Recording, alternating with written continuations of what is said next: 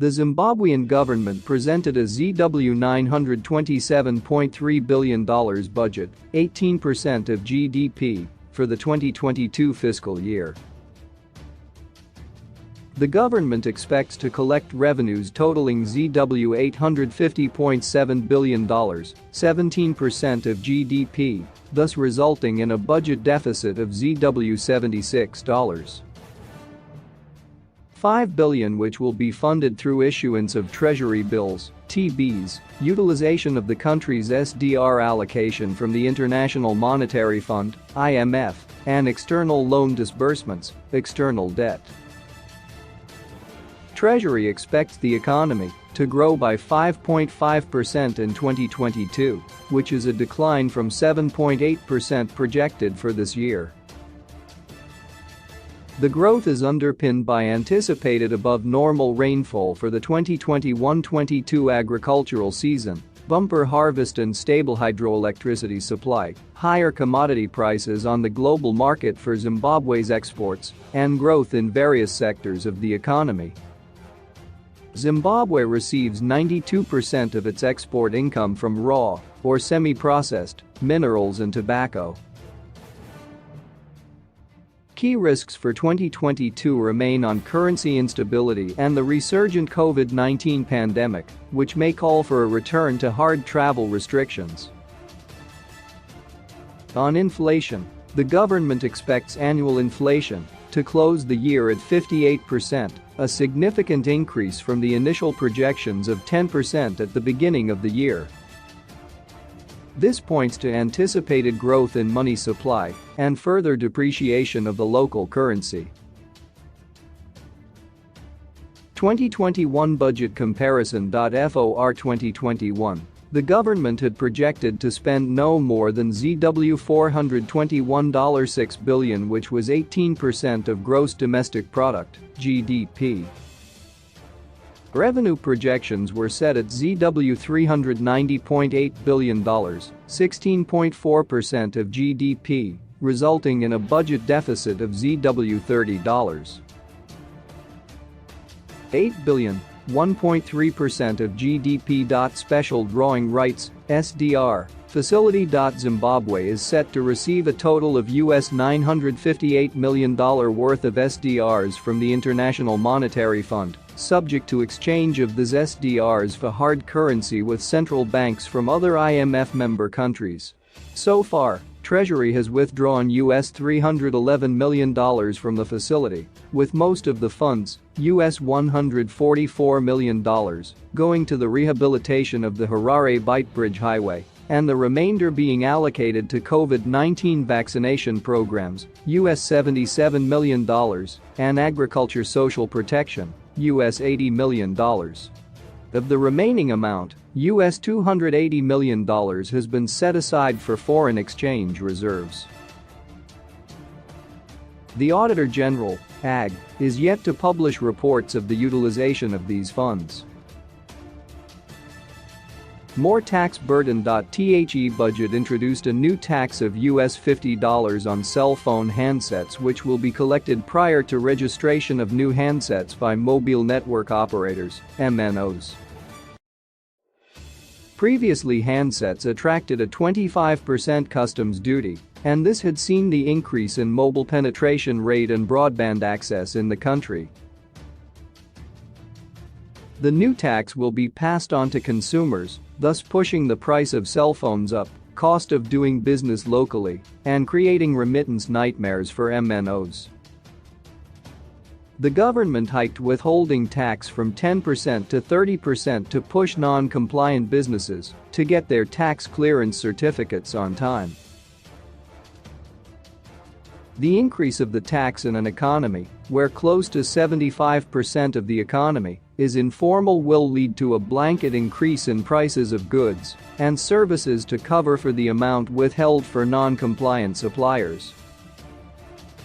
The increase comes in the background of Zimbabwe Revenue Authority, ZIMRA, consistently failing to issue tax clearance certificates on time to various businesses and running behind schedule in processing tax rebates. It is now critical for the tax agent to automate the tax compliance process and reduce human interface to deal with deliberate bottlenecks in the system and corruption. The government also increased excise duty on cigarettes from 20% and US $5 1,000 cigarettes to 25% plus US $5.00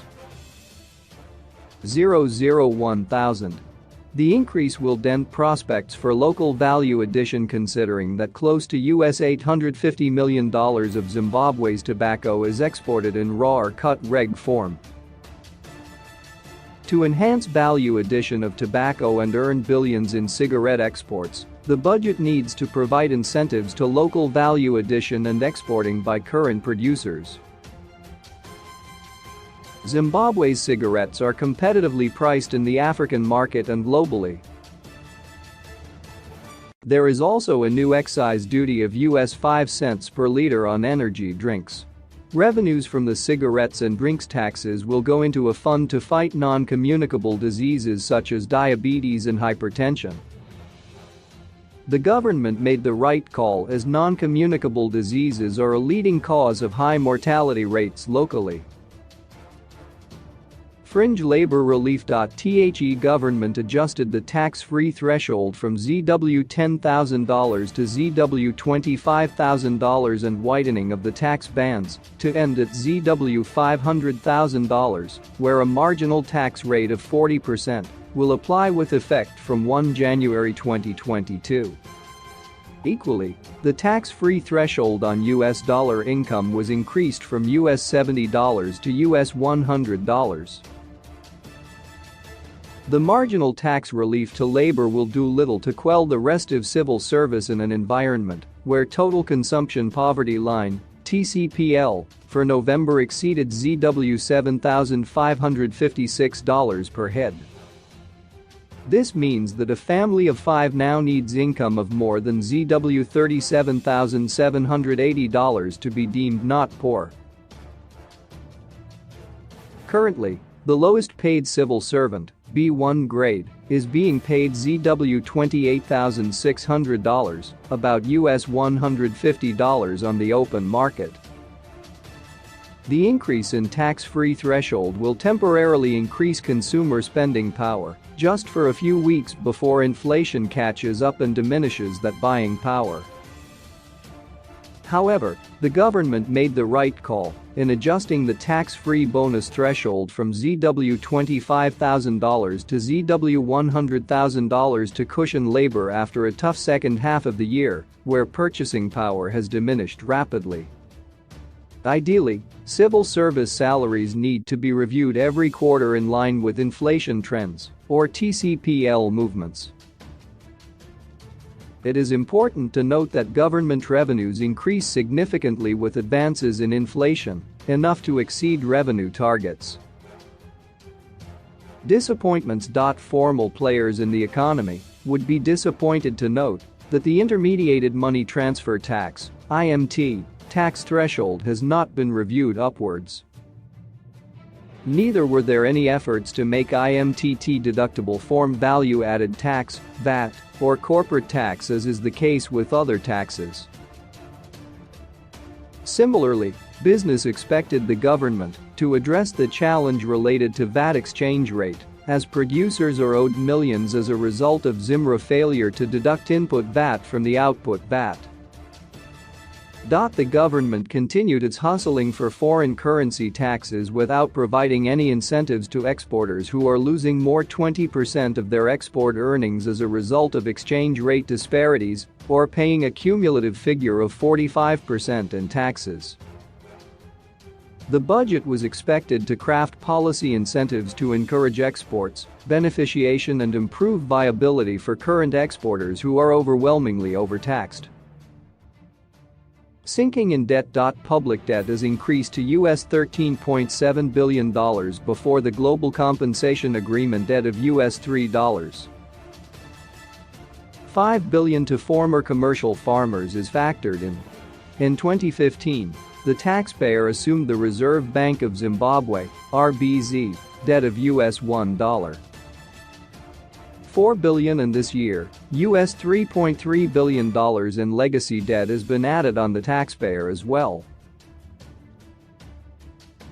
This is the price the country pays for the yesteryear fallacy of the 1-1 exchange rate era, when the central bank fixed a foreign exchange rate on several occasions. These debts do not factor in the current central bank credit facilities, especially with Afreximbank.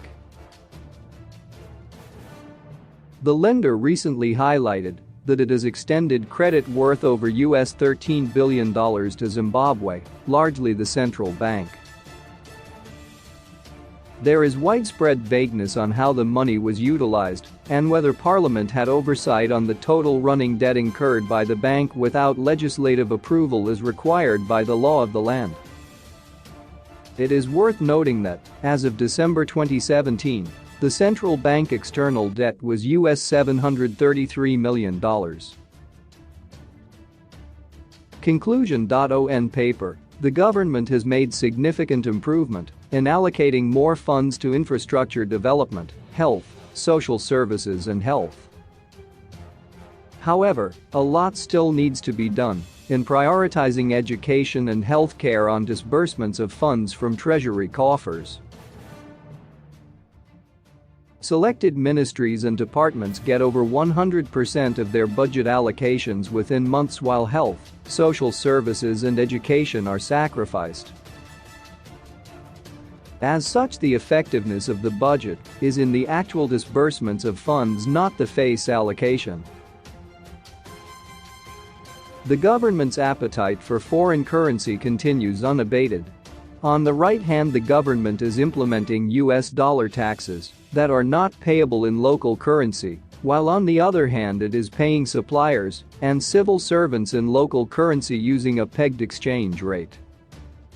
The budget statement denies widespread dollarization, which has improved supply of goods and services in the market, domestic savings, private sector investment and reduced inflation. It remains to be seen how long the government denies the failure of the de-dollarization strategy.